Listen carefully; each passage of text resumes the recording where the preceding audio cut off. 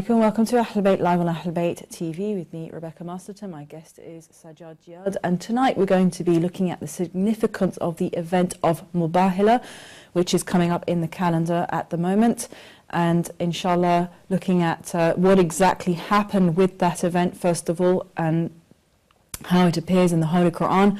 And then in the next part of the show, inshallah, we'll be looking at how Mubahila has been narrated in all of the sources of Ahadith. And finally, inshallah, at the end of the show, we'll be analysing the meaning or the significance of Mubahila. So do feel free to call in with any questions or comments. Assalamu alaikum, welcome. Thank you again for giving us your time. So, well, to begin with, again, I remember, before coming to the path of Ahlulbayt, alayhim salam, I'd never heard of Mubahila, just another one of the many things I'd never heard of. Can you first of all explain where it is in Holy Qur'an and what was this event for the benefit of all our viewers?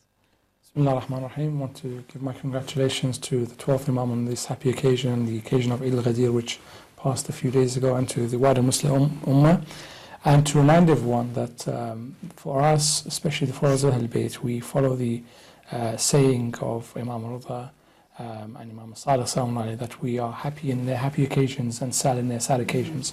And our commemorations are not purely cultural and festive, but actually they should teach us to, or they should encourage us to go into the teachings of Ahlulbayt and to understand the significance behind these events. So if someone was celebrating Eid al-Ghadir, as some people have been these past few days and today and tomorrow inshallah, they will look at the narration of al-Ghadir and see actually that it's not that one line, Man kuntu mawla fahadha aliyun mawla. Actually there's a whole speech before it, and there's a shorter part of the speech after it.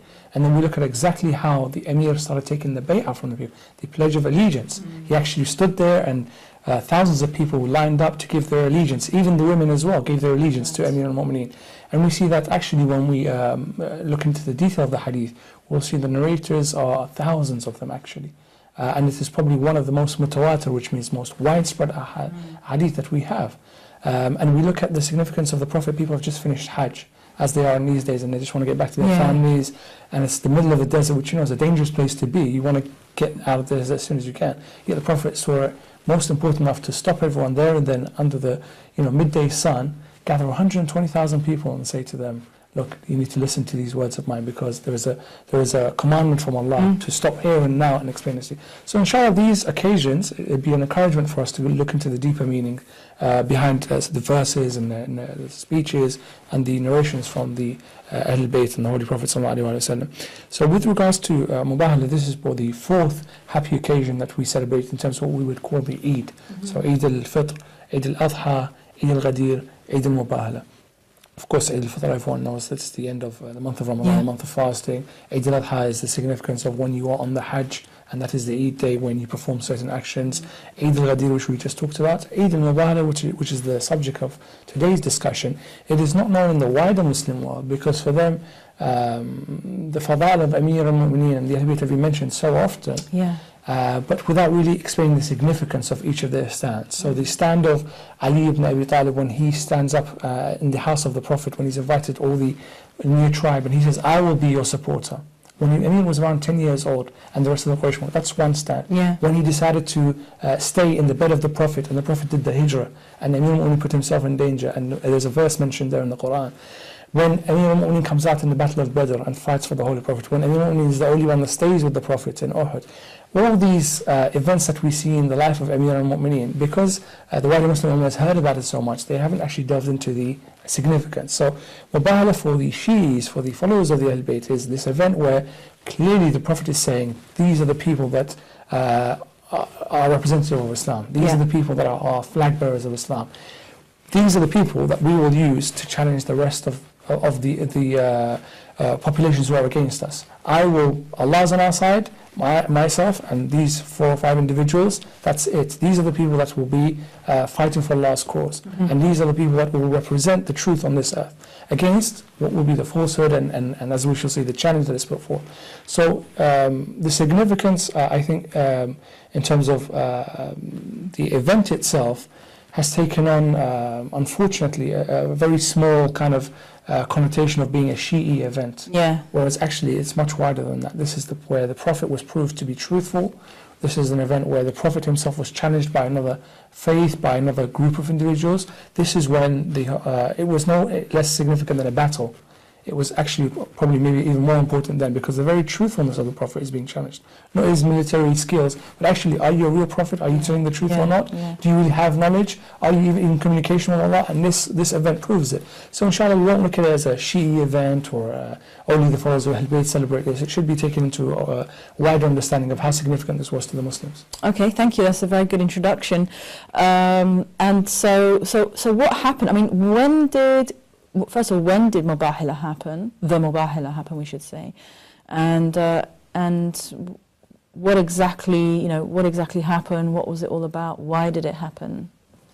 So the Holy Prophet, after the conquest of Mecca, he obviously became much more in control of Central Arabia, and he began to dispatch people to the Byzantines and to the Persians and to the nearby towns and villages who hadn't become Muslims, inviting them to become Muslim. So the event of Mubahila takes place in the 9th year Hijri, and the actual event occurs on the 24th of Dhul Hijjah in the year 9 Hijri.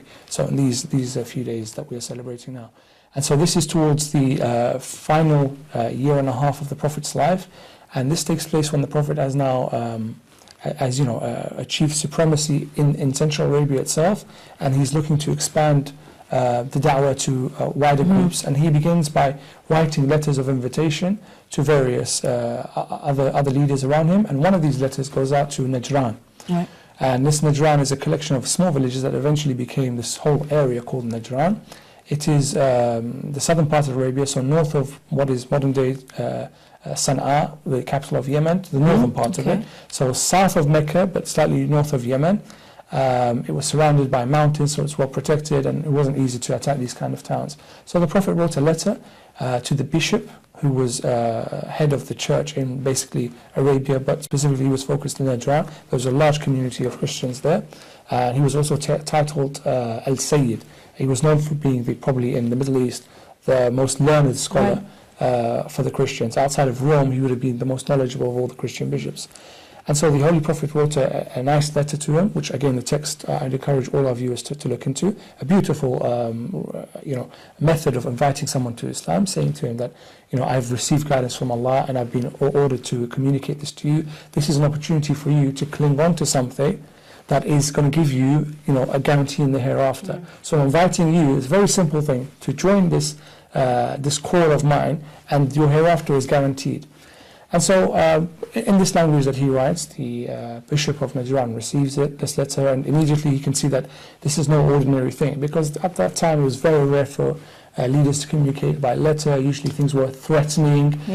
Even then, the Arabs weren't known to be the most civil at that time. If you had superior manpower, you just attack and raid a village or a town, or you would just ambush them. So this was really the tactic. So for the Christian bishop to see this kind of new method, where the Prophet is trying to reason why they should join his call and why they should become Muslims, was quite different. He could tell this was serious. There was something significant behind this, and even the language was of somebody who had superior, let's say, learning, intellect, even if he didn't believe in his prophethood, but he realized that he was dealing with someone extraordinary. And so immediately he called a council meeting of the superior leaders of Najran, and he said, how do we deal with this? If we refuse and just not get into this, we look like we are ideologically going to be defeated by the Muslims. Because he's saying to us that actually our faith is being corrupted, is not the truth, and his Muslim faith is the correct one. So we can't just ignore him, because he's challenging the ideology of us Christians, and maybe we will still believe as Christians, but maybe the people around us will eventually start to heed his call. So we can't ignore him, we must respond, we must kind of go out and challenge his faith if we don't want to get into a battle. And so they begin to try to find a strategy, and one of the chief strategists is called Al-Aqib. And this man is said to be the chief negotiator and the intellectual one in terms of strategy for the people of Najran. He decides that we'll go as a group, we'll take the chief bishop because he's learned, we'll take Al-Aqib because he's a strategist, and we'll take, the narrations say, up to around 14 men. of the leaders of Najran, all very experienced and have survived through battles and wars, and they've managed this community for tens of years. And we'll go out and meet this Muhammad, and we'll see if we can defeat his religious viewpoints and actually challenge him to prove that he's right and we are wrong. And so they begin this journey by taking this group of men, heading towards Medina in all their pomp.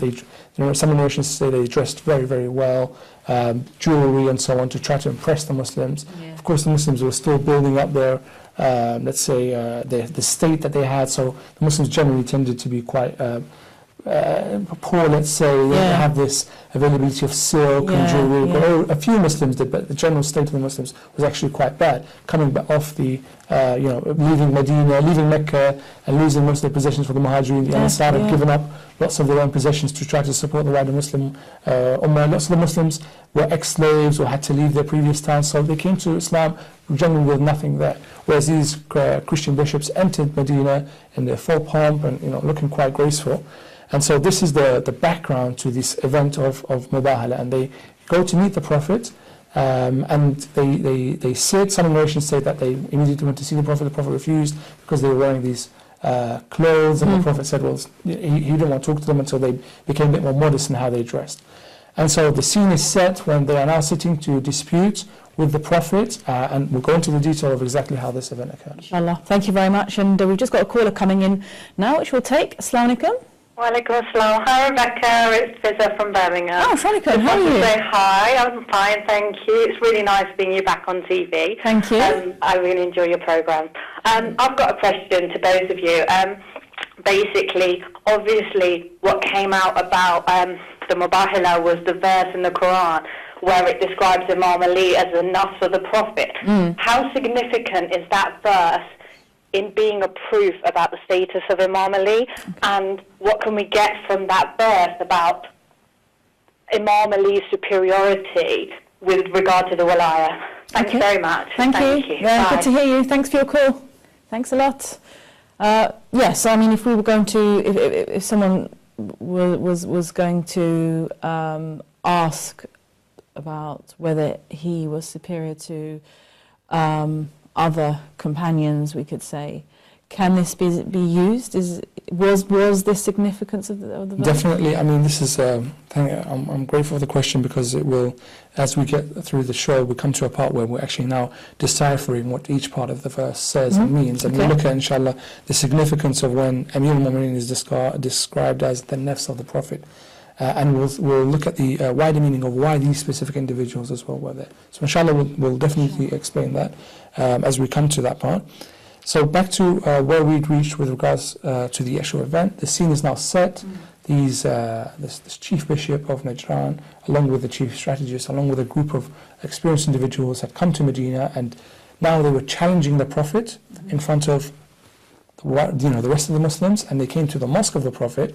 The narrations say they even began to pray, so they rang their bells and began to pray. Some of the Muslims said to the Prophet, you allow this in your own mosque? And the Prophet said, leave them be. Let them practice as they wish, leave them be. So clearly the Prophet was saying here that I'm actually going to deal on a religious, ideological basis. I'm not here, it's not a power play. I'm not here to push somebody out, or because I'm politically stronger, I can. No, actually we're going to look at the faith issue here.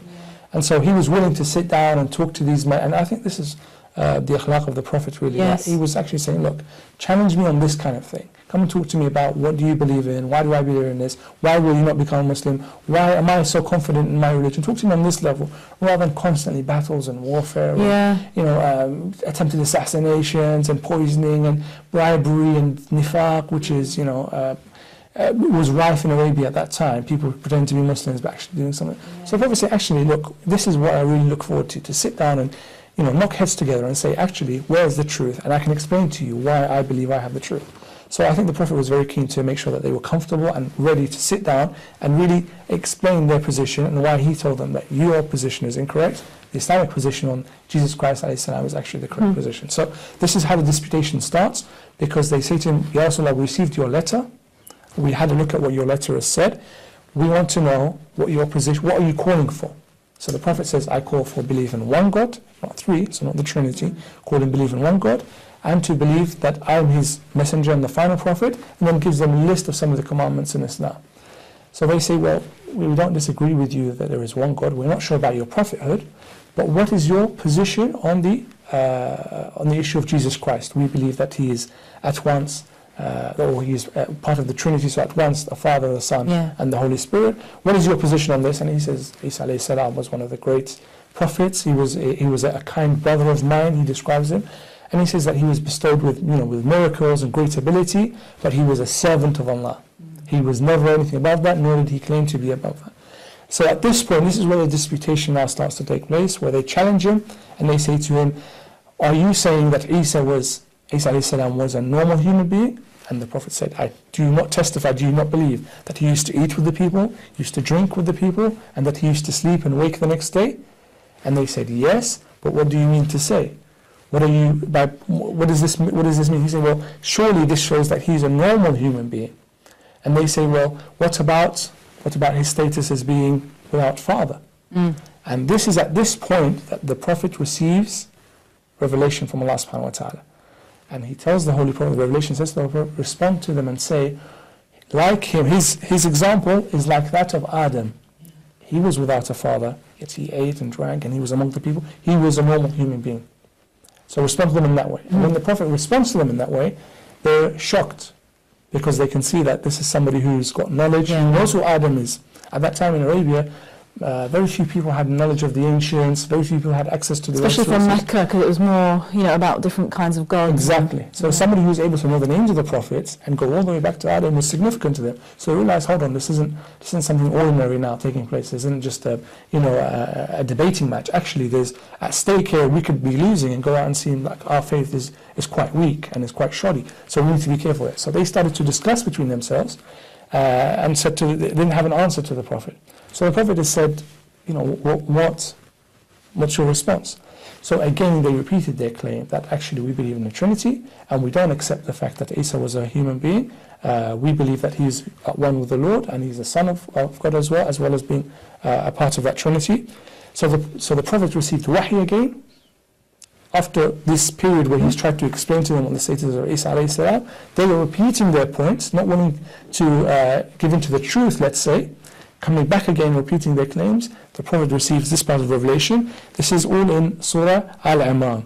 Okay. The preceding verses, the 10-15 verses beforehand, are on specifically Isa alayhi salam. Right. So this verse, number 61, so chapter 3, verse 61, is specifically about this point, that after describing who Isa alayhi salam was, how he lived his life, this claim that he's actually the Son of God is not true, and how he himself describes himself being a servant of Allah, and they're repeating their claims. This verse then comes down. Bismillah ar-Rahman ar-Rahim.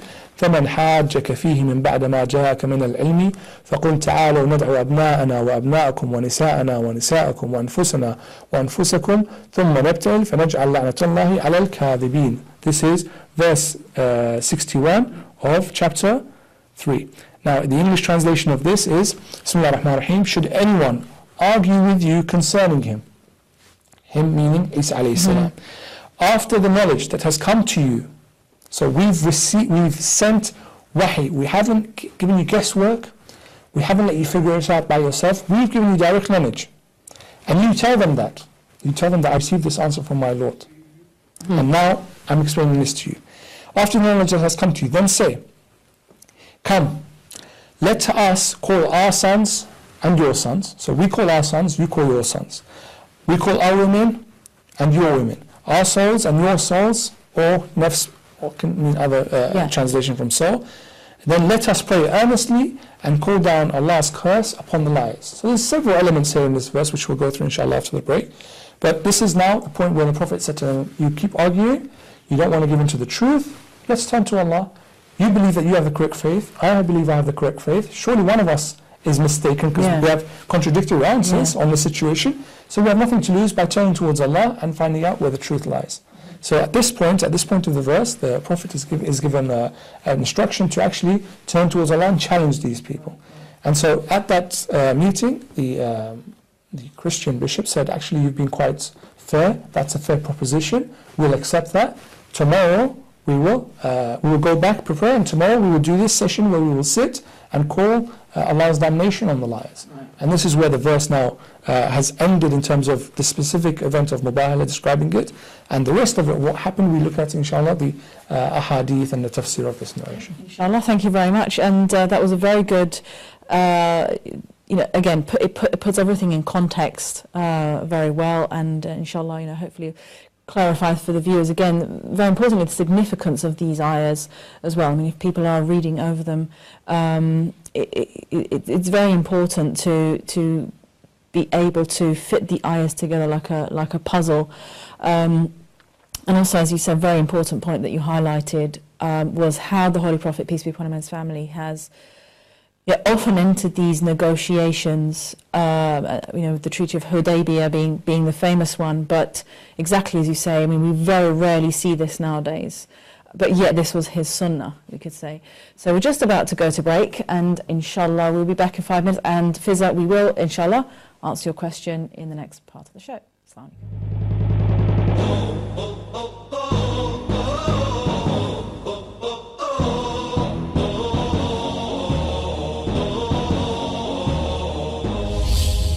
Assalamu alaikum, welcome back to Ahlulbayt live on Ahlulbayt TV.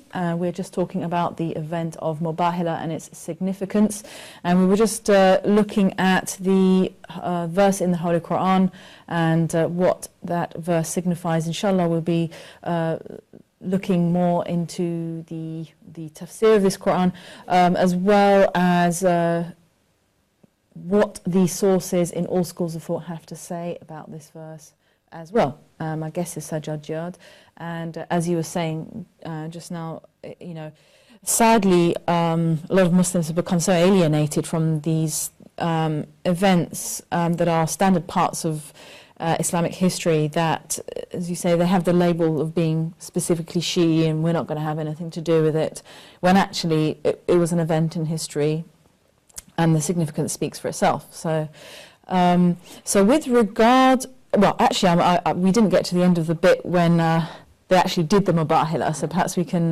talk about that. So the Qur'an is commanding the Holy Prophet to tell them enough of this arguing without admitting the truth. You guys are being stubborn, essentially, and the way to end this discussion is to challenge each other in front of Allah, and to say, whoever's the liar amongst us, for Allah to damn them, because you believe in a God, we believe in a God, you believe you have the truth, we believe likewise, so let us turn ourselves towards Allah and let Him decide to prove in front of everyone who's telling the truth or not. So this proposition is welcomed by the Christians, because they say, well, that's a fair proposal, that's one way to end this argument. We don't want to admit that you're correct in front of all these people, we can't do that, but this is a way of exposing the lie, because they're still not convinced that the Holy Prophet is truthful. So this is a way of showing that if nothing happens, then it shows that the Prophet is not truthful, because he's the confident one, remember. So if the Mubahila goes ahead and nothing happens to either side, the Christians win. If something happens to the Holy Prophet, the Christian wins. The only incident which could lead to problem for the Christians is if the Holy Prophet is safe and something happens to them.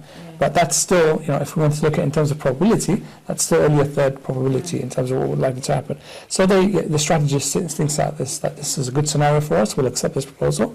The Holy Prophet, they say to him, we'll go back, and the next day, which is the 24th of Dhul-Hijjah, we will start the session. In the Arabic language, Mubahila means, literally, it means to curse. Right, okay. But if we look at the etymology of the word, what actually the word means in terms of understandings, we see that the word is telling or asking for the other side to rely on themselves, to be without protection, to be solely their actions and their surroundings, everything that they do is dependent on themselves.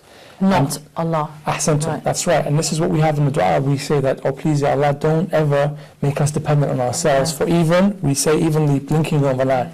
Always make sure that we are under your protection, under your guidance. Never leave us to be dependent on ourselves, because we can't survive without you for a second. And that is actually the real meaning of this Mubahila. It means to say to Allah, whoever is disagreeing with us, let them depend on themselves and not you, and let's see what happens to them. This is actually the real meaning behind it.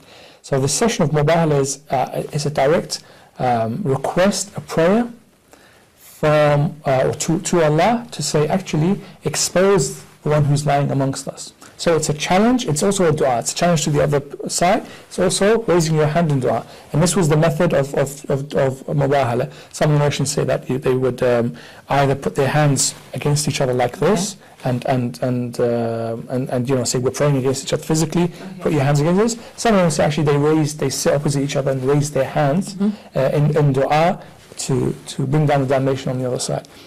So the strategist said, well, let's see. That night when they went back to the place they were staying, they said, let's see who he brings out tomorrow.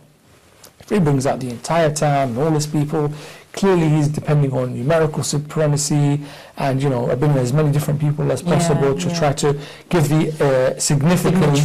That's right. To say that, you know, all of us here surely outnumber you guys, and in this way our prayers are more accepted than you, in this kind of manner. So they're reasoning that, and then he wouldn't have cared what happens to him or not, because these are people he doesn't care. No, they're just the people of the town.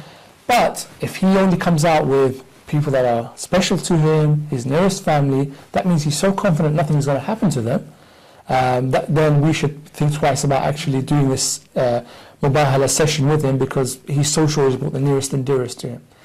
And so they're on their lookout the next day, and they see that the Holy Prophet comes out from his mosque, and this is, the Mubahila occurs apparently somewhere either just on the outskirts of Medina or even outside of Medina itself. Probably somewhere where it was open sky and they could, you know, everybody could see what was happening there and then. I read in one narration it said that they it took place under a cloth was tied between two trees to provide shade. And that's right. Yeah, I mean that's exactly the method. It wouldn't have been something done in the house or in the buildings or whatnot. It would have been something out open to in front of everyone, so as many people as possible could see what was happening. Likewise, the women, they used to do Salat al-Istisqa when they used to pray for rain. They used to go out towards, you know, just outside the city limits and pray for rain in the open areas to try to pray for rain. They would do it in a large gathering as well, as many people as possible would turn up. So the Holy Prophet, they waited for him at this agreed point, and they saw the Holy Prophet. He was walking with a child in his arms, holding another child by his right hand. Behind him was a lady, and behind her was a young man. So the Sayyid, the Christian bishop, chief bishop, he asked some of the people that were gathered there, who are those with the Holy Prophet? And they replied, well, in his arm is his youngest grandson, that is Al-Hussein. Holding his hand is his eldest grandson, Al-Hassan. Behind him is his daughter, the mother of those children. Behind her is her husband, the cousin of the Holy Prophet, and his son-in-law. And so the Prophet, as he's walking, this is a very important point, he tells, and they reach the point where they're ready now for the Mubahila, he says to Fatima and Ali and Hassan, he says to them, when I pray, you say, now he's telling them, you need to do something as well. Okay. So you're taking part in this. Yeah. He says, when I pray, you say Ameen. Right? So when I pray, you say Ameen. They're now taking part in this Mubahila. So they're waiting for the Christians to begin, and the Christian bishop turns around and says, I see faces, in the narrations, it says, I see faces, that by looking at them I can see that the nur around their face. I see faces that if they ask Allah to remove mountains, move them from one place to another, or to bring down mountains, He will answer their call because of these faces. So I'm not confident of entering into this Mubahila. The chief strategist, likewise, he says the fact that he's brought his family, the closest people to him, that means we should be very wary of entering. And all of us are different people. We haven't brought any of our family, or our sons, or our women. None of us are related to each other. Yeah. It puts us in a difficult position because he's so confident, and I don't think we can be this confident. He's willing to sacrifice his family if he's wrong. And so at this point they decide, you know what, we're not going to enter into this Mubahila, this disputation session. So they come back to the Prophet and they say, Ya Rasulullah, we won't get into Mubahila with you.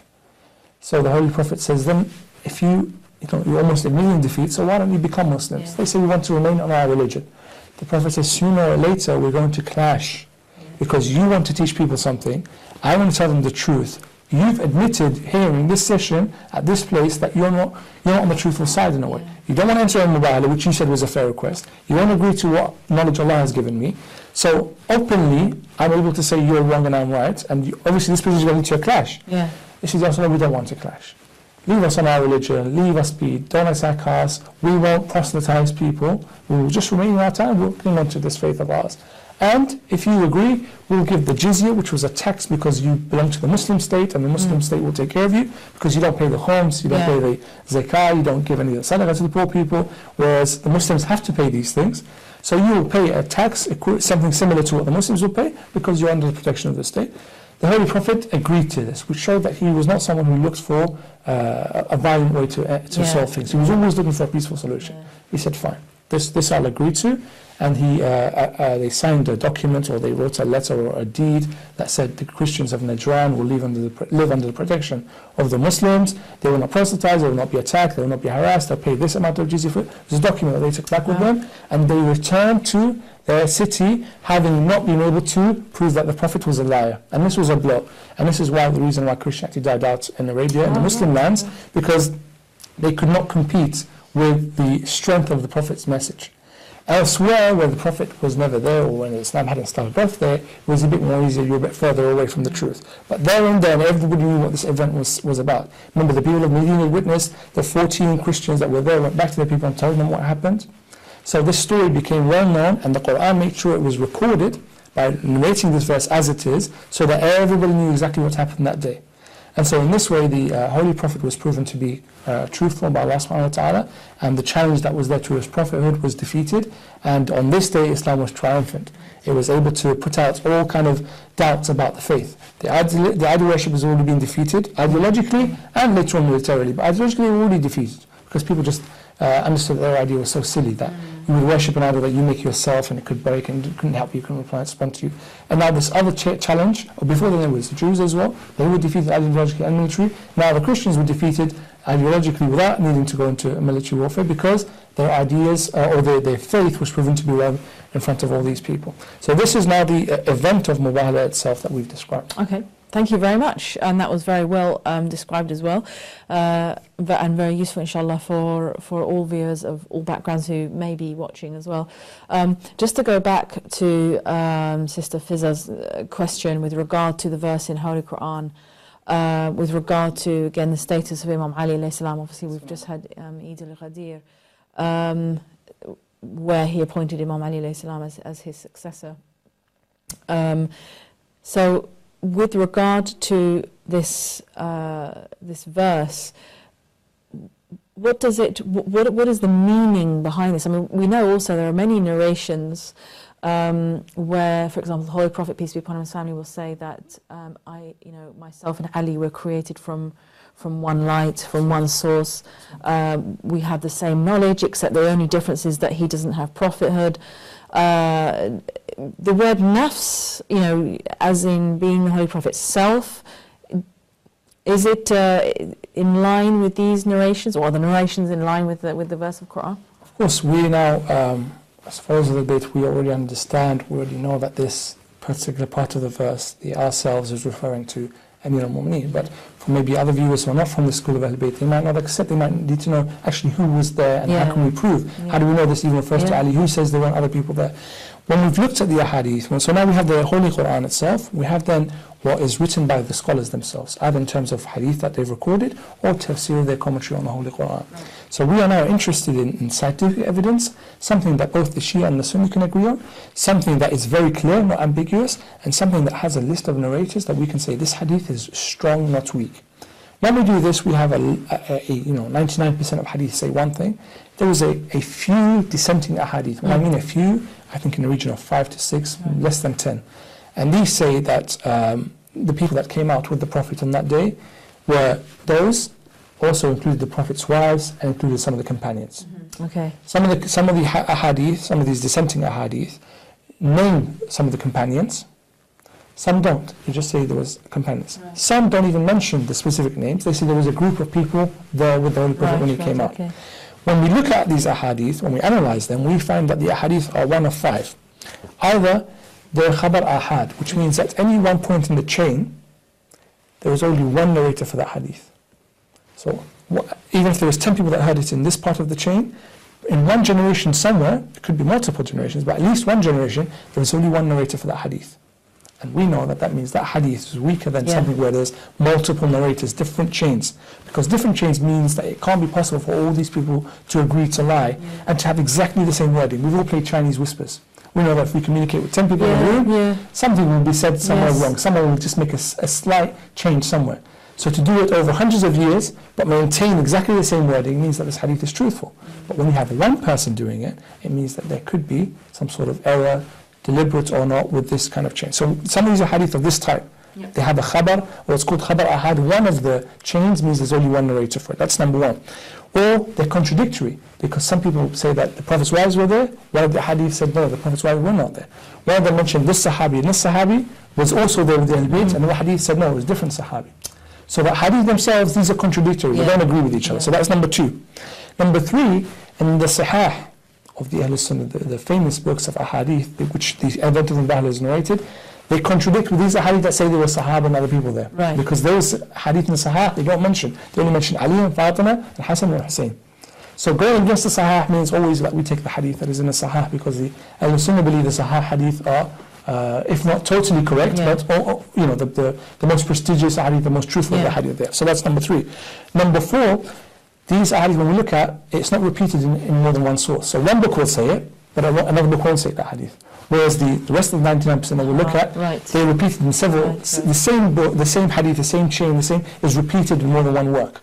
Whereas these are said by one of us says something, Tariq Dimashq says one thing, someone else will say something different. So they're only in one source, you can't go back to more than one source for it. And finally, we find that either there is no chain of narrators, it's just abrupt, this hadith is from one sahabi, that's it doesn't go back, or it doesn't come down. You can't find out where the rest of the chain is. Or, subhanAllah, every single narrator is weak. When there is a chain, and as I said, these are a few hadith, less than 10. Every single narrator is weak. So if I'm generous, I would say there is only 1% of a hadith that dissent. I think it's even less than 1%. But if we want to now transfer and look at the 99% of hadith, 99% of all the hadith on this event, 99% of all the tafsir on this event say that the Prophet came out with Ali and Fatima and Hassan and Hussein. So now we're looking at the detail of the event. Only these individuals joined the Holy Prophet. Now we want to look at the sources. Where can these ahadith that I've said agree with each other can be found? Now we have to agree, as I said, that we want to look at books or works that both schools agree on. And the easiest thing to do is, if we rely on the Shia sources, obviously we'll know some other people won't like to rely on the Shia sources. So we will accept what the Sunni sources say, because if they say it, then we're going to, and they go according to what we hear in our narrations, we'll accept that. So we'll look at, for example, Sahih Muslim. Sahih Muslim describes this event that the Holy Prophet was challenged by the Christians. This verse was revealed, and the following day, it says in the morning, the following day, the Holy Prophet took with him Ali and Fatima and Hassan and Hussein and challenged these Christians to this Mubahila. This is in chapter 7, page 120 of the Arabic version. Musnad Ahmad ibn Hanbal, which is very highly regarded. In volume 1, page 185, an exact copy of this narration. In Sahih at-Tirmidhi, so one of the six Sahihs, volume 5, page 596, hadith is mentioned there. Khasa'is Amir al-Mu'mineen, page 48 to 49. Al-Mustadrak al-Sahihain. Mustadrak is authored by Al-Hakim al-Nishapuri. He had a look at the methodology of Muslim and Bukhari and understood why they included certain narrators, why they included certain hadith. He understood their methodology, and then he looks at all the hadith they did not include but should have included according to their own methodology. So then he authored a work that is called Mustadrak al-Sahihain, a guide to the Sahihain, and said these hadith should have been included. Maybe Muslim and Bukhari didn't hear about them. Maybe they had some personal opinions, like preferences for not including them. Maybe they were out of time, space, whatever it is. But they should have, according to their own methodology, included these hadith. So these hadith should have been in Muslim and Bukhari. And this is Mustadrak al-Sahihain, chapter 3, page 150. Fath al-Bari fi Sharh Sahih al-Bukhari. It's an excellent work. It explains, it's a commentary on each hadith and the narrators themselves in Sahih Bukhari. This is volume 7, page 60. Al-Mirqat fi Sharh al-Mishkat, volume 5, page 589. Ahkam al-Qur'an lil-Jassas, volume 2, page 16. Tafsir al-Tabari, very famous work, one of the most popular tafsir in the Ahlul Sunnah, volume 3, page 212.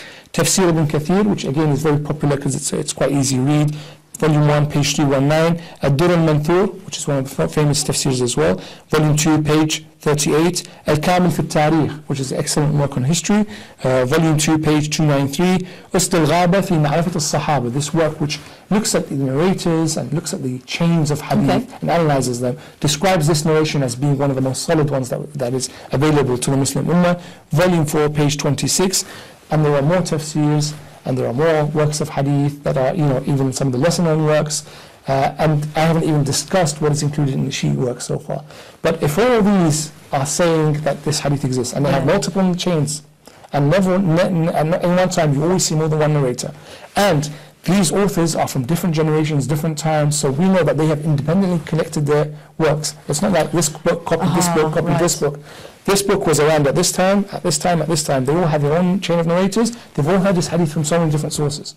They've all looked at, and even the authors of tafsir, they've all looked at this verse and decided, right, according to the hadith, we can tell that the Prophet is saying, let's call our sons. He only brought with him Al-Hasan and Al-Hussein. So the sons are Al-Hasan and Al-Hussein. When he says our women, he only brought Fatimah al-Zahra. So the women is Fatimah al-Zahra. And then we see when he says ourselves, okay, he brought himself along, but then where would Ali ibn Abi Talib be in this? We know he was there, so what would he be? He wasn't there just to help, he wasn't just somebody who was carrying the children or bringing, what was he doing there? If we've ascribed Al-Hasan and Hussein as the sons and Fatima as the women, that leaves Ali ibn Abi Talib to be described as the self of the Prophet. Because the Prophet himself is saying, let us call our sons, our women, ourselves. And he brings with him Ali, Fatima, and Hasan, Hussein that fit into these categories. So the works of hadith and the works of tafsir say that yes, this refers to the fact that Ali was the self of the Prophet, that Fatima al-Zahra was ascribed as being the women, and the sons are Ali, Al-Hasan and Hussein. So now when we start to look at the analysis of this, the significance of this, we want to put an end to all that actually these were the only 5 individuals there. The Ahlul Kisa, the 5 holy members of the Ahlulbayt, these were the only 5 that went to this disputation. So even though the Christians came with only a few men, the Prophet and his group were even lesser than them. And this is in Medina. This is when all the Sahaba were there. This was all the famous companions, the famous military leaders, the scribes of the Qur'an, the people who would later on become khulafa. Some of them would take on positions of governance, some would go on to write excellent works, some would go to become judges, some would go on to become fuqaha, some would go on to teach the next generation, some are held in very high esteem, sometimes even when they say something that goes against what the Prophet said, people will follow them. Everybody was there in Medina, yet the Prophet only chose these. So now we're going to get into the analysis of this, inshallah. Thank you. We've still got 5 minutes until we go to break, but also I noted in Sahih Muslim as well that after he brought Imam Ali, Lady Fatima, Hassan al-Hussein, he then says, oh Allah, these are my Ahlulbayt. Because we know, of course, again, there's another fierce debate about who are the Ahlulbayt. And so, again, this is a clarification. And this is referred to. Ibn Taymiyyah, who we know doesn't like to include things that give a clear preference to Ali ibn Abi Talib. He has a kind of grudge against the Ahlul Bayt throughout his work. Minhaj al-Sunnah, Volume 7, page 122 to 130. Let's look at that, inshallah, if people can get a copy of Minhaj al-Sunnah. In there, he says, yes, this event was only attended by Ali and Fatima and Hassan Hussein with the Holy Prophet. He mentions that bit about them being his Ahlul-Bayt, and he mentions that they now have a fadila. They have a kind of good standing because of this, of them being in this event where the Holy Prophet's prophethood was challenged, and the Ahlul-Bayt were there with him in this prayer against the enemy.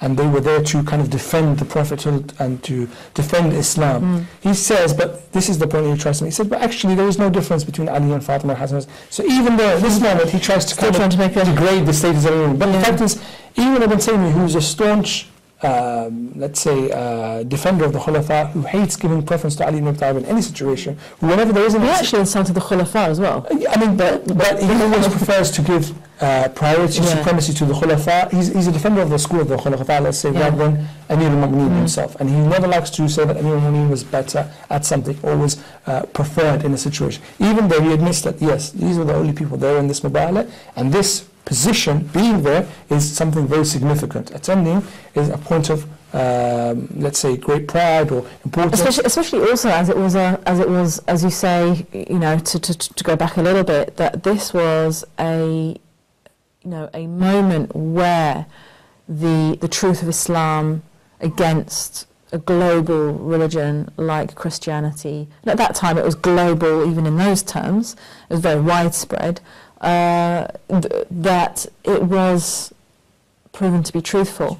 So these are the people that the Holy Prophet, peace be upon him and his family, selected in order to, you know, in order to be part of this decisive proof about the truth of Islam. That's right. And we see that Muawiyah, when he asks Sa'ad ibn Abi Waqqas, he says to him, why don't you join us in cursing Ali ibn Abi Talib? Why you always never do it? When we sit, we always curse Ali ibn Abi Talib. When we send out people to preach on the minbar, they start cursing. Why do you refrain from doing so? He says, regardless of who Ali ibn Abi Talib was, there were 3 specific things that stopped me from actually cursing him, because I wish those 3 things were in me. And one of the things that he mentions that Ali was given the standard on the day of Khaybar. And the way the Prophet said, he said, tomorrow I'll give the standard to somebody who doesn't give up, someone who was loved by Allah and the Prophet and loves Allah. And he says, that position was given to Ali. I wish that was me. So that stops me from cursing him. Number 2, he says, he married Fatima al-Zahra. So this position, the Prophet choosing him to marry his only daughter, we all wish to be in that position. So someone in that place, we can't curse. Yeah. Number 3 says this event, al-Mubahila. The fact is, he was with the Prophet on that day, and he is described as the Prophet as himself. So to curse Ali in this position would be like to curse the Holy Prophet. Yes. So here Ali ibn Abi Talib, or Sa'ad ibn Waqqas saying, I can't curse Ali ibn Abi Talib because I'm going to curse the Holy Prophet. So inshallah we look at now, after this break, we'll get into the detail of what each part of the verse is referring to. And so what if Ali is the self of the Prophet? What does that mean, inshallah? Okay, inshallah, thank you very much. Excellent analysis. And inshallah, don't forget you can watch these programs on YouTube afterwards. They'll be uploaded, inshallah. So, you know, if you miss some points, you can always search for them again on YouTube to make notes. And inshallah, we're going to another break and we'll see you again after.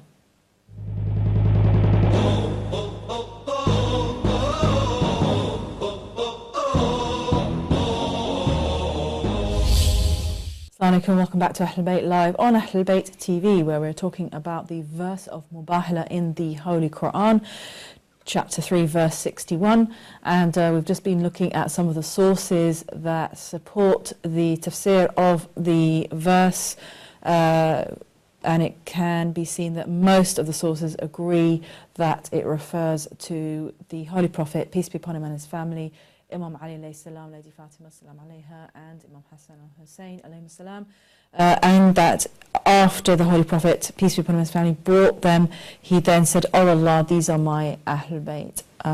So we have again, as well as other verses, but this is again another definition of the Ahlulbayt alayhi salam. So we're just going to go ahead with an analysis of this verse.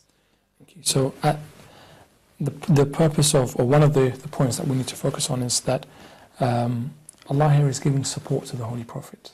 He's backing the Prophet. He's saying, go with full confidence, you're going to be victorious. He hasn't left him to deal with the situation on his own. He hasn't said, think it out for yourself. He's actually given him knowledge, and he said, look, this is the way you communicate them, this is what you need to do now. So Allah subhanahu wa ta'ala here is trying to put a definitive end to this issue of, is Islam right? Are other religions also right? Is there any parts of Islam that is dubious? Does the Prophet really communicate with Allah? Can he really pray for something and it will come out in the way that he wants it? So here is a definitive end to this issue. And like I said, this is one of the reasons probably for the decline of the Christians in Arabia, because at this point they were defeated ideologically, let's say, by the Holy Prophet. So one of the part of the language, when we study the language of this verse, we can see that it's giving a lot of strength and support to the Holy Prophet. Allah saying, do this, say this, tell them, take with you, call sons, daughters or women, go and do it. He's giving full support and backing to the actions of the Holy Prophet. And that's very, very important, because of course some people in history have doubted the actions of the Prophet, and that sometimes he does this, or did he really want to do that? Is he saying it because he wants it or because Allah wants it? So this is another one of those verses that's saying actually everything the Prophet does is with the support of Allah, and it's because Allah tells him to do it. So that's one significance of this verse when we look at it. Number 2, we know that the Holy Prophet took the most precious people with him, and that is your family. And if something was going to happen, it would happen to those people. So first of all, it's showing that these are the most precious people that he has. As when the Christian strategy said, if he brings out the people closest to him, that means he's really confident. Yeah. So clearly the Prophet has said, these are the most precious people that I have. So excluded his wives, excluded some of his companions, excluded some of his other relatives, his uncle Abbas, who was alive at the time. Yeah. If you wanted to look at in terms of lineage and who's older than who, Yeah. he's preferred Al-Hasan al-Hussein to Al-Abbas. Yeah. And the difference between them is tens of, a whole lifetime. Yeah. And Hasan al-Hussein were toddlers, young children, and Abbas is this older. I mean, this is something that again is consistently throughout the life of the Holy Prophet, peace be upon him, and his family, that he often selected people for great responsibilities based on the qualities of their character, regardless of their age. And as it's been said in previous programs, that it was a great thing of the culture of global culture as well. It wasn't just Middle East culture; it was also European culture as well, where and Chinese culture, that your elders are the ones who should be given preference and selected, but this is something very interesting about him, that throughout his life, beginning with Imam Ali alayhi salam at the age of between 10 and 13, when Imam Ali alayhi salam, testified to Islam, and then selecting certain people for battle. And of course, this was one of the arguments that was put forth after the death of the Holy Prophet, peace be upon him, that Ali's not old enough. Exactly. He doesn't have experience, and by that time he was 33. And again, this is something very interesting about we could say the teachings of Islam, that it completely goes against those kinds of customs or those kinds of social norms, those kinds of ideas about who is considered to be most suitable. It's based on someone's personal qualities and nearness to Allah. So clearly it's a point of status here, rather than just randomly assigning people. Yeah. So the Prophet has chosen the very most precious people towards him and said, these are them, these are my Ahlulbayt, these are the people that I will use to apply to those who are challenging Islam, challenging the Prophet, challenging this whole, the whole concept of my prophethood is being challenged here. I will use these people to defend. And he's using Al-Hasan al-Hussein, who were young children, and left out Sahaba and wives and uncles and so on. So that's an important thing. Look at the language of the verse. It says sons first, then the women, then the selves. Parents will know that the most precious thing in your life is your children. You're willing to sacrifice yourself for your children. And this is the first thing that the Holy Prophet is put his sons. And again, this is a point that Imam Musa al-Kadhib, when he says to Harun says to him, how can you call yourselves Abna Rasulullah? You guys are not descended from the Prophet. Your mother is the Prophet's daughter, but you're by father line, you're patrilineal line, you're not descendants of the Prophet. So why do you call yourselves Abna Rasulullah? And he uses this verse to say, look, the Holy Prophet, or the Qur'an itself, has called Al-Hasan and Hussein the sons of the Holy Prophet. Yes, true. We are not saying it. The Qur'an is saying the sons are Al-Hasan and Hussein. So that's, and also putting the sons first means that he's willing to sacrifice, just like the Prophet Ibrahim did with Ismail. He's putting the most precious thing he has there. So he didn't grab the sons of the Muslims and say, let me bring them and put them in this situation. He took the most precious, his two sons, and put them forward. So that's one point. Number two, the language of the narration says women. Fatima is one individual. Where are the wives of the Prophet? Where are the daughters of the Prophet, if he had any other daughters, as some of the sources say? Where are the other female family members? He had his aunts, and so on and so forth. Where are these other women that, according to the plural of the verse, should have been represented there? But yet, one woman was enough. And one woman represented everything that the Muslims had. All the women were represented by Fatima. Technically, there should have been more than one. So when we look at, for example, Ayat al-Tathir, and they say, well, actually the wives were included. The Ahlulbayt includes the wives. We say, actually no. Because in this, when the women were said to be, it was only Fatima al-Zahra. He has not included the wives in this verse. So that means when we refer to the women of the Ahlulbayt, we refer only to Fatima al-Zahra. We do not include the wives of the Holy Prophet. So again, that's something that we learn from this verse. We say that the Prophet tells them, when I pray, you say Ameen. That means the Prophet is praying himself, and he's telling Ali and Fatima and Hassan and Hussein to pray as well. He could have not asked them to do anything. He couldn't even need to bring them. He would have prayed. But the Prophet is praying, and he's getting these other 4 individuals to pray as well. Yeah. So it's not just the Prophet's prayer now. These other individuals are praying as well. If you wanted to put it in a slightly different wording, the Prophet is using Ali and Fatima and Hassan and Hussein to pray towards Allah with him. He's magnifying his prayer with these individuals. Yeah. We don't want to call it shafa'ah because that's not what is being said here, but he's using the strength, the power, affirmation, the nur of these individuals, the love that Allah has for these individuals to raise their hands in dua against the enemies to make sure that victory is granted swiftly. So that's also something that we need to bear in mind, that these individuals took part in this. As the Prophet took part in the Mubahila, these individuals took part. They didn't just attend. They were there to pray with the Holy Prophet. So that's a very important point as well. When we look at the particular language of the verse, it says, فَنَجْعَلْ لَعْنَةَ اللَّهِ. We will bring down, or we will cause it to be brought down, the damnation. They didn't say we will ask. فَنَسْأَلْ. They could have said, then we will ask Allah to damn. The verse says, we will cause it to happen, or we will bring that certainty. This is what this is now. Certainty that if we pray, if we raise our hands, we will bring down damnation. We won't ask for it. Will it be answered?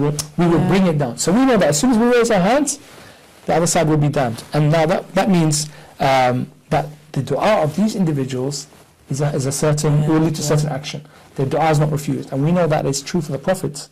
So by extension, it has now become true for these other 4 individuals who will be praying with the Prophet. So that if they ask for something, it will happen. It won't be rejected. That's a very significant point. We also see that the Christians here challenged prophethood. They didn't argue with the Muslims. They came responding to prophets, and they said, we want to ask you questions. They challenged his prophethood. So they weren't debating with the Muslims in general. But that's why the Prophet chose his family as well. Because now it's the Prophet himself being challenged, and he chose his family. These people represent the Prophet, no one else. He could have brought his friends, relatives, but he brought these people to say, right, you're challenging me, you're also challenging Ali and Fatima and Hassan and Hussein. You're challenging my prophethood, that affects these individuals. If I'm a liar, Ali loses his status, Fatima loses her status, Hassan and Hussein loses their status. So by challenging me, you've challenged these people as well. They are here to take part in this event as well. You haven't challenged the rest of the Muslims. You've challenged the Prophet and his prophethood. These people are linked to the prophethood. He could have included other people if they were affected by this da'wah, by this challenge, but he didn't. That means Ali and Fatima and Hassan are connected to the prophethood, not in terms of just family tree line, but in terms of the position of the prophethood. These people are connected to it, either through the imamah, as we could discuss in another session, or as being the link between the Prophet and the imamah, which is Fatima al-Zahra. So the challenge to the Prophet is also a challenge to the status of these individuals. So that's significant as well when we look at it. We see that one side of the verse is saying, we will bring damnation on the liars. That means there are 2 sides. One side has liars in them. It doesn't say we will find out who the liar is. It's saying one side is lying. So that means the Prophet, whoever was with him, had to be utterly pure and not somebody who is lied in this matter, or somebody who could be ascribed to be a liar. The other side must have liars in them. So one of these 2 sides is wrong. So the Prophet would not bring out individuals who he knew wouldn't affirm to this part of the verse as being totally truthful in their da'wah, in their knowledge, in terms of their actions and behavior. So this is, again, another part pointing to the asma of these individuals, that the verse is saying, we will bring down damnation on the liars. Well, one side is lying, one side is including people who are liars. There's no liars in this camp. It must be the other camp. So that's, again, another verse that affirms the status of these people. We see also that the prophets in this position would only ask for some people who have high regard in Allah's eyes to pray. He wouldn't tell anyone who, for example, delinquent or doesn't do a salah, doesn't perform actions to pray. Because the Prophet's prayer is now significant, and he's using the prayer of people who are likewise of similar status to him. Otherwise, he wouldn't ask them to pray in this position, in this kind of context. He wouldn't ask anybody off the street, come along and pray with me. It has to be people who the weight of their prayers would be to guaranteed. To be answered, and they would be suitable to pray with the Prophet in this position. So someone's prophethood is being challenged, only people who have linked to the prophethood, only people whose prayers are likely to be answered, will be put in this position. So that's an important point. Now, when we come to look at the self, which we've promised to do or through this part of the show, we'll see that the Prophet, Surah Bara'ah, when it was meant to be revealed, he asked for Abu Bakr, first Khalifa, to go and reveal this verse. As the first Khalifa made his way, the Prophet asked for him to be sent back, and he said to him, Allah has commanded me either myself to go or send someone who is like myself. And then we see that, again, this is in the tafsir, this is in the hadith, we see that Ali ibn Abi Talib was sent. So we know in this context, again the Prophet says, you are to me as Harun was to Musa. So he's saying, you have a particular position and significance. There's no Prophet after me. But you assume all my titles, all my power, with the exception of the prophethood. You act like me. You behave like me. You are on the same authority as I am, but you're not a prophet. So when we look at this verse, when it's saying ourselves, we're seeing that the power, the authority, the position of the Prophet is being ascribed to Ali ibn Abi Talib without the prophethood. This is the only exception. When we look at the self of the Prophet, what is the Prophet? Leadership, asma, character, communication with the rest of the Muslims as the leader of the Muslims. Yes, in this position, authority over the Muslims. Remember here, this is the prophethood defending all of Islam. And the Prophet is represented by Ali in this verse. So here, Ali has taken on the characteristics of the Prophet. He's not the self of the Prophet in terms of the Prophet negating himself from his hadith and saying this one. No, he is like the Prophet in everything except the position of prophethood. But he takes his asma, he takes his authority of the Muslims, he takes his knowledge, he takes everything else that the Prophet has except the prophethood. That is what this verse is pointing to when it says ourselves as well. It is a clear indication of the Imam of Amir al-Mu'mineen, it's a clear indication of the successorship of Amir al-Mu'mineen, it's a clear indication that the position of Ali ibn Abi Talib wasn't tribal, wasn't because of family and so on. It is because Ali fits the same characteristics and is capable of taking on the same characteristics as the Holy Prophet sallallahu alaihi wasallam. Thank you. I've just got as well, there's a narration from Sunan ibn Majah as well, what is, it's narrated that Hubshi ibn Janada, who I don't know, reported that he heard the Messenger of the God, peace be upon him and his family, saying, Ali is from me and I am from him, and no one represents me but Ali. And you were mentioning earlier Sa'd ibn Abi Waqqas, who refused to curse Imam Ali on the command of Muawiyah. And again, as it has here narrated in Sahih Muslim, he was the one who actually, or he's one of the people to have narrated about Ayatul Mubahila and where the Holy Prophet, peace be upon him and his family, said that these are my Ahlulbayt alayhim salam. So that was actually narrated by Sa'd ibn Abi Waqqas as well. So, but as you say, going back to Sunan ibn Majah, where he says, no one represents me but Ali, and this was, of course, it's coming to the coming up to the end of the life of the Holy Prophet, peace be upon him and his family. So again, another reason why he would have brought Imam Ali alayhi salam with him. Right. So if we looked at the significance, if we wanted to summarize, I've given a list of points. If we wanted to summarize what this verse means, number one is showing that the Prophet is truthful and he defeated anybody who challenged his prophethood. Number one. Number two, the most precious people to him have been identified. Number three, he's saying that the characteristics of these people are that they are infallible and their prayers are answered and that they're truthful. That's number three. Number four, it is clearly saying that the sons of the Holy Prophet Al-Hasan and Hussein, and sons inherit fathers. Yeah. So here the sons are inheriting the Prophet because he's describing them as his sons. So they're going to inherit the position of the Prophet, the characteristics of the Prophet. He's going to pass down things to them as fathers do to sons. That's very clear. Number five, Fatimah al-Zahra is the only one of the Ahlulbayt who is the only female of the Ahlulbayt. There were no wives, no others included. Number six, Ali takes on everything the Prophet has except the prophethood. Ali is the leader of the Muslims as the Prophet is, because the verse is saying that Ali is the self of the Prophet here. Ali is the equal, not the equal, Ali takes on the position of the Holy Prophet without the prophethood in terms of the characteristics, his leadership of the Muslims, his asma. What are the features of the Prophet? We know what they are. This has been transferred to Ali ibn Abi Talib with the exception of the prophethood. As we look at the verse in terms of analysis, but just reading it itself with the background and history, we can see it's quite clear. It doesn't need that much interpretation, doesn't need lots of viewpoints to come and try to explain this verse. It is one of the most clear verses, not ambiguous. It's referring to an event and it's telling the Prophet, do so and so, take this person or take this type of person with you, this type of person with you, and this type of person with you, and go. And do this with them. So when we look at it, we see who turned up, and we see what was taking place. I think this verse is very, very clear.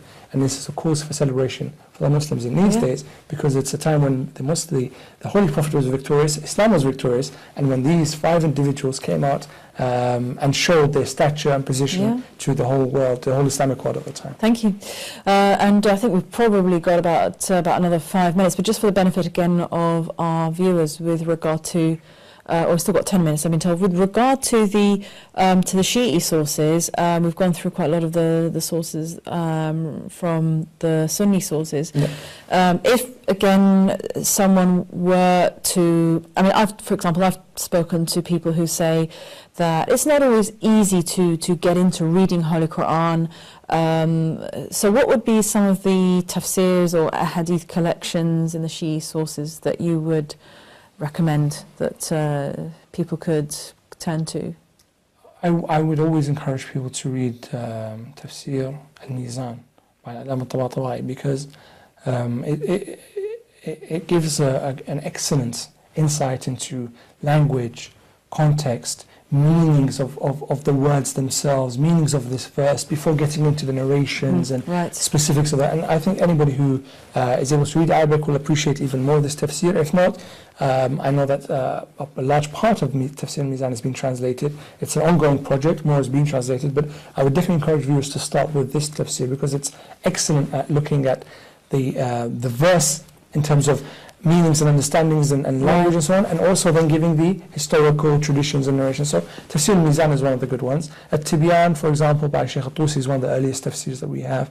We have some even earlier tafsir which go back a couple of hundred years before that. Tafsir Furat al-Kufi, for example, tafsir as ascribed to Imam Hassan al-Askari, Tafsir Ali ibn Ibrahim al-Qummi, for example, that is a work that exists till today. There are always, in each of these, some of the scholars have said, possibly it's not him who's written it, possibly this part of it was lost and then someone else has contributed to this.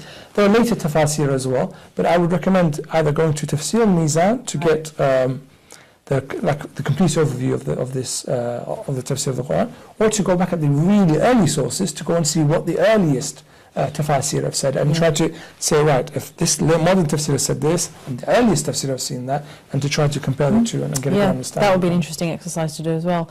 And regard to the hadith sources as well, to refer to hadith sources for this in the issue.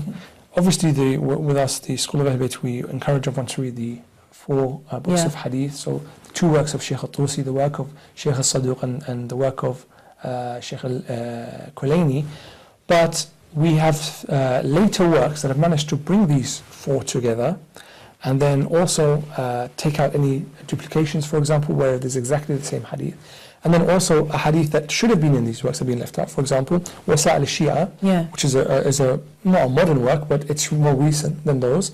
It's only a couple of hundred years old. Those were 1,000 years old, and it's managed to bring together all these 4 works, and then, like I said, some additional hadith in one work. And it's very well done, very scholarly, the presentation of the ahadith. The chains have all been included. So Wasa'il al-Shia is available online. Unfortunately, it's in Arabic only, but parts of the ahadith in there, so parts of Al-Kafi has been translated. I'm not sure if the other 3 books have been translated yet, but that's one reference to use. I would encourage everyone to, inshallah, get a chance to look at some of the chapters. And we encourage any viewers out there who can afford to sponsor translation to sponsor a translation as well. Excellent, yes, inshallah. I know Kafi's, I think, just been finished the translation of most chapters of the Usul at least. So there is more, the Furu', which is the other chapters of Al-Kafi to go through, the addenda to Al-Kafi as well. So inshallah, we can encourage people to either read, or to get other people to read, or to, like you said, sponsor and support the translation of these words to make it more accessible. We also have Bihar al-Anwar, which is like an encyclopedia of every kind of hadith that you could come across. Shaykh al-Majlisi has done a fantastic work by making sure that wherever hadith he could find, he did. He brought it all together. And any hadith that had occurred up until his time, wherever it was recorded in any book, he made a special effort to try to bring it all together. So that is, over 100 volumes. It's a fantastic work. If you ever wanted to find any hadith out there, you would look at this. And then finally, I would recommend Mu'jam Ahadith al-Shia, which is, or Jama' Ahadith al-Shia, which was a project that was started in the 50s by a group under the supervision of Ayatollah Burjurji in Qom. And the whole purpose of this was try to gather every hadith that the school of Ahlulbayt has a chain of narrators, bring them all in one set. It's around 50 volumes, to bring them all together, take out any duplications, take out anything that doesn't have a proper chain of narrators, take out any hadith that's definitely being proven to be false, for example, put all of them in one work and say, right, this is the hadith of the Shia. It's got just over 40,000 hadith. So this is a good reference to go. It's been put on a CD as well. Obviously, it's not been translated to English yet. It's in Arabic, but people can go on the programs. It's online as well, and actually search through every hadith that the School of Ahlulbayt has. And like I said, it's over 40,000 hadith, and get to see the actual chain of narrators as well. So these are good starting points. Inshallah. Thank you very much, and some very good tips to encourage our viewers, and especially, of course, our viewers who may be watching from Arabic-speaking countries, or our Arabic-speaking viewers who are watching from other countries as well. Good tips to start to get into the tafsir of the verses of Holy Qur'an. And just out of curiosity, because we've probably still got a couple of minutes left, what happened after the event of Mubahila? So the Christians went home, and then Ahlulbayt went back to Medina. Yes, the Prophet went back to Medina. Thereafter began some of the campaigns that took place in the last year of the Prophet, when the Muslims were trying to expand their reach of the da'wah, and they were fighting on various fronts. This was the year 10 Hijri now, the last year of the Prophet's life, essentially. And the Christians went back to Najran. They were now, in a way, encamped in Najran, not able to come out because they'd been defeated, ideologically in this way. So naturally, the Prophet's da'wah reached the people of Najran, even though the Prophet did not harass them and signed the pact with them that they would be under the protection of Muslims. But naturally, what the Prophet was calling to, the logical message of the Prophet and what the soundness of the Qur'an, started to attract people from Najran. And we see that eventually the Christians of Najran just died out because most of them became Muslim at that time.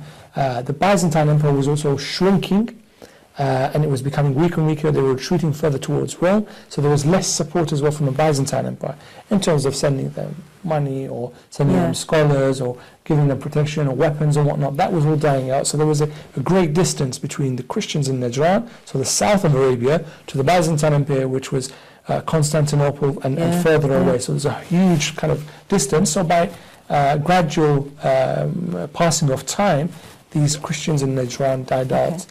But this event, this Mubahila, was one of the significant factors which led to the Christians not being able to keep their own the followers of the faith, or attracting any more to their faith. Okay, thank you very much, Sajjad Jiyad, and we hope to have you, inshallah, again on future programs. A very useful analysis of this verse. So thank you for your time again, and I want to thank our viewers for watching and also for calling in. And don't forget to make notes as well, and we want to wish you a very happy Eid al-Mubahila, and don't forget, inshallah, to pass that on to your friends and to try to explain a little bit more about what the significance of this event is about as well, especially as we're coming up to the month of Muharram, when inshallah we'll be trying to convey more to the world who Imam Hussein alayhi salam was, what his sacrifice signified. So anyway, this makes quite a good prelude to the coming of Muharram, because we have again, of course, established in this verse again the status of Imam Hussein here, and inshallah that will help us to help others to understand more, and inshallah we will see you in the next program. Assalamu alaikum.